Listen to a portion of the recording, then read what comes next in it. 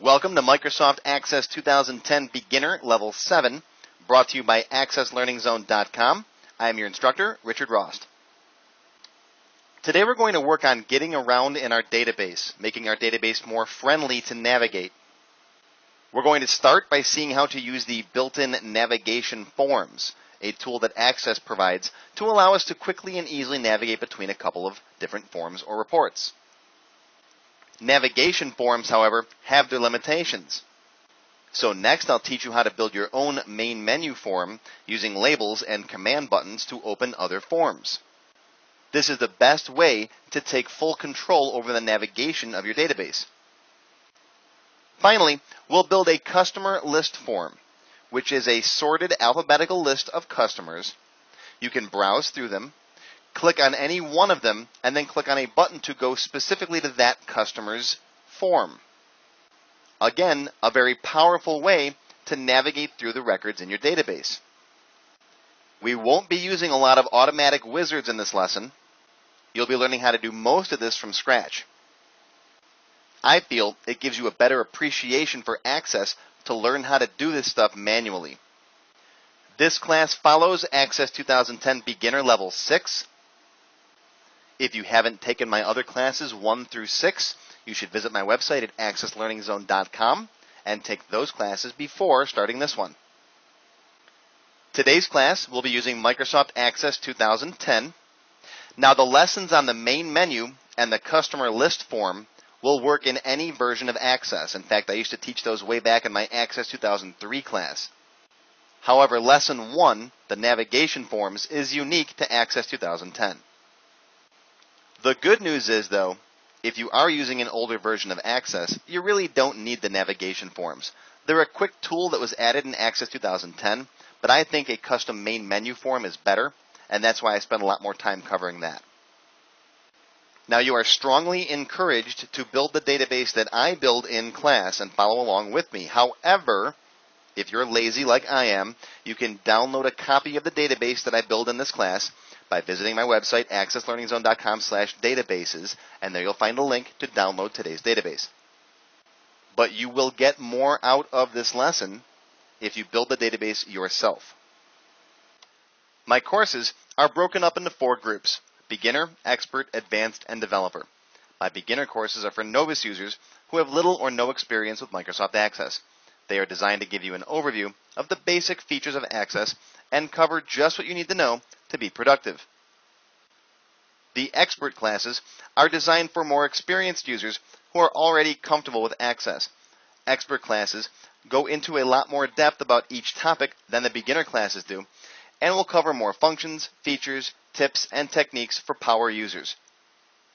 Once you've mastered the Expert classes, move up to the Advanced lessons.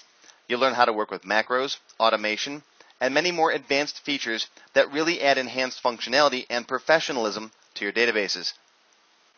Finally, my developer level courses are designed to teach you how to program in Visual Basic for Microsoft Access.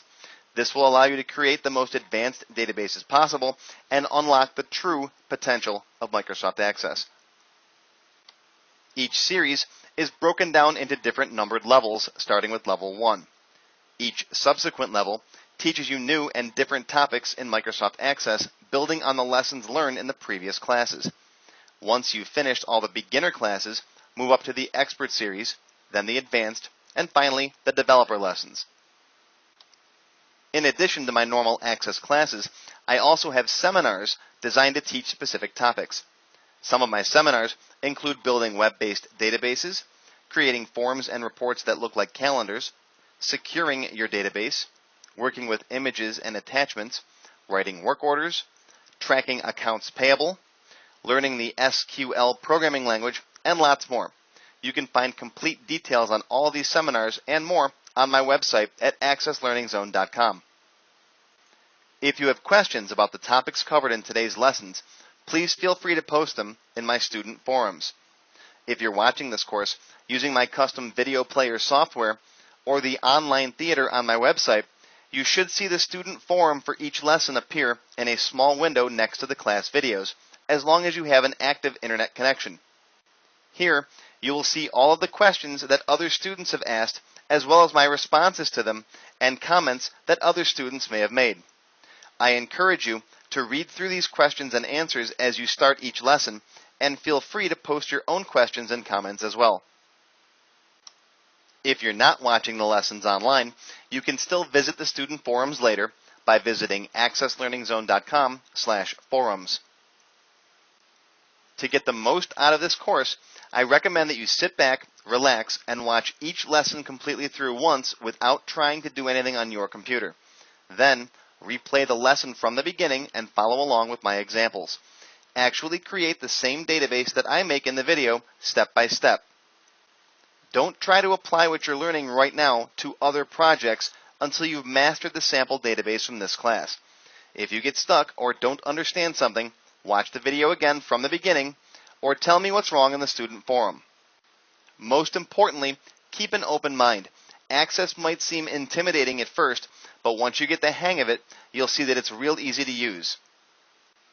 Now let's take a closer look at exactly what's covered in today's class. In Lesson 1, we're going to learn how to build navigation forms to quickly move between the different objects in your database. In Lesson 2, we're going to begin building our own custom main menu form. In Lesson 3, we'll take the simple main menu form that we built in Lesson 2 and format it, add more buttons, and make it look really cool. In Lesson 4, we're going to begin building a customer list form, which will be an alphabetical list of customers in a single form that we can click on one of them and open up the full customer record for. In Lesson 5, we're going to finish up our customer list form. We're going to set it up in a row and column format, and we're going to add buttons so we can click on a customer and have it open up the customer form directly on that customer.